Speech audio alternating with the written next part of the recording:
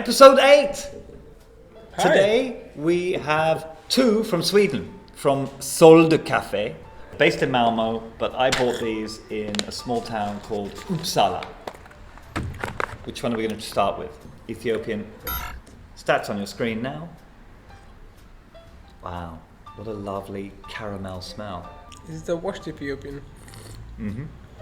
Nice tea-like body. Does it have a natural kind of... It might not be washed, it might be in between. What do you think? It tastes a lot like washed. It's Quite clean body. It's clean, it's very clean. Very clean body.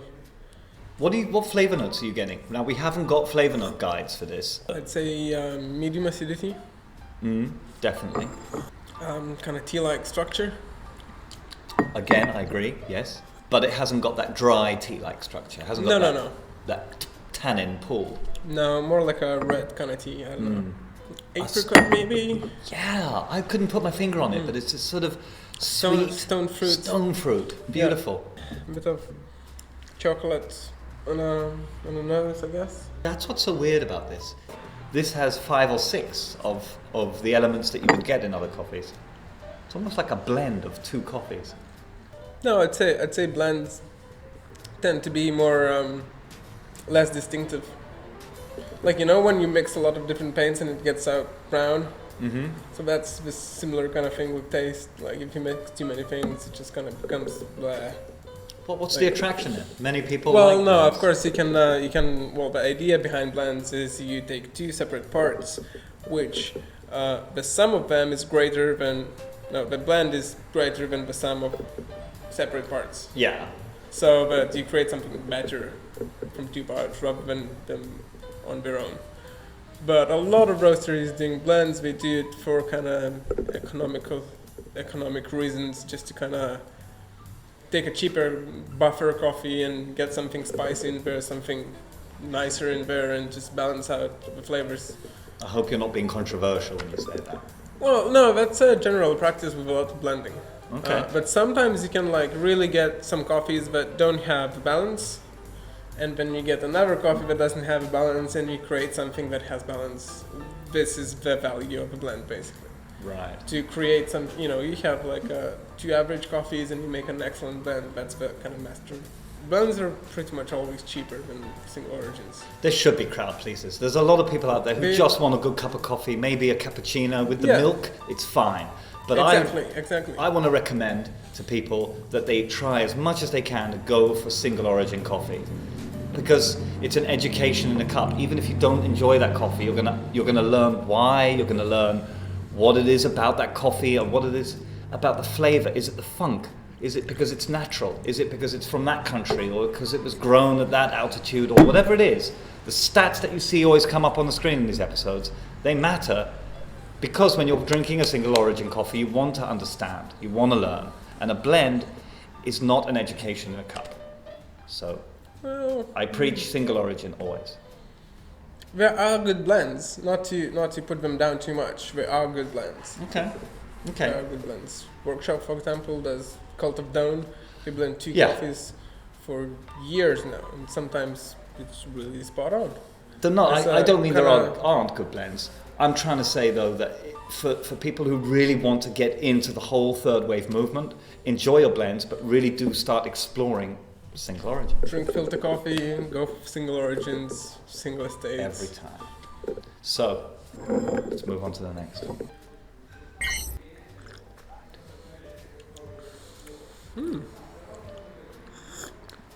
Ooh, that's lively. That's the Kenyan. There's a caramel smell, isn't there? Yeah, I smell caramel. Yeah. The acidity is not as aggressive as I thought. I have to say, I've tasted more acidic coffees than this. Yeah, but I mean, there is it's definitely more acidic than the Ethiopian one. Definitely. Like, if you compare them, like, I'd say it's medium high acidity. Many Against- Kenyans are, aren't they? Kenyans, if you could give one trait to the Kenyans, it would be sharpness, juiciness, fruity. Juiciness, yes, Yeah. juiciness, I'd say. Because juiciness defines both how acidic it is and how sweet it is, because it's usually quite sweet.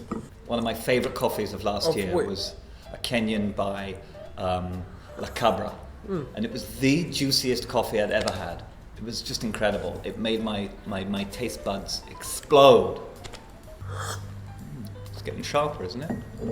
Maybe it was the residue of the other one that was preventing it from being. Just because it's quite tart in the mouth. Yeah, it's kind of like cranberry. I can't It's identify like the berry. the tartness, the Yeah. red curranty. It really did smell like black currants, like a typical Kenyan. It's definitely currants. It's not strawberry or oranges, which have a much more distinct sweetness. This one is, when it's red currants, black currants, it's because you can't quite identify the fruit, but you do taste the juiciness. I really like the stone fruit in the Ethiopian. I love this Ethiopian. These are really good coffees. I'd never heard of these guys before. This labeling really misled me because their company name is tiny in the top there, Solda. It's not this Et Ursprung. Doesn't sound very Kenyan though. No, but they're terrific. And I will say, I'm going to big up in general Swedish roasteries at the moment are really, there's a few. There's Demateo that I brought a bag back from the Nordic Roaster Forum, episode coming up soon. And That was nice. love coffee roasters, you know them. Drop Coffee, Copy are amazing. Sweden, I would put up there as a high-ranking country producing, roasting some fantastic coffees. Also, Tim Windelboe in Norway. Well, we'll do an episode on Norway one day and big them up, but it's all about Sweden right now. I would like to know from you guys feedback as to what coffees you want us to try. If you have any coffee roasters or companies that you know of that you think we should really be tasting or comparing, please give me feedback. Feedback. That's what I'm looking for. Or if there's anything you want us to discuss in terms of the process, this man is very knowledgeable. He can tell you about a lot, and we'll be happy to discuss everything from the berries all the way to the brew methods. We can compare. So do send your feedback. Your comments will count. But for now, from Sweden and Solda, this Kenyan and this unofficial bag containing the Ethiopian are really great. Very different coffees from each other, but... And before we go, don't forget to follow us, Twitter, Facebook, Instagram, and subscribe on YouTube to keep up to date with all our latest episodes. Thank you very much.